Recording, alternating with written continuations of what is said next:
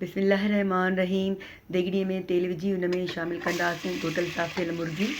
जॾहिं मुर्गी अधु तरिजे त उन में शामिलु कंदासीं तेज़पतो, नंढा फोटा, कारा मिर्च, दालचीनी, अछो जीरो ऐं कुटियल धाणा। चङी तरह मिक्स करे मसाले सां गॾु पोइ शामिलु कंदासीं कुटियल थूम ऐं लूणु।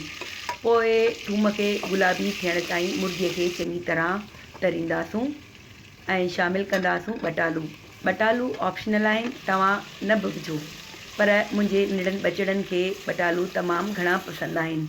पोइ मुर्गी ऐं बटालुनि खे भुञी उन में असां चांवरनि जो पाणी विझी छॾींदासीं ऐं कारा मिर्च कुटे उहे बि इन जे मथां शामिलु कंदासीं। ऐं जॾहिं पाणीअ खे टहिको अचे त असां चांवर जेके भिॼाए रखिया आहिनि उन्हनि जो पाणी हारे पोइ उहे भिगल चांवर बि हिन बटालूअ ऐं मुर्गीअ जे ओड़ में शामिलु करे छॾींदासीं।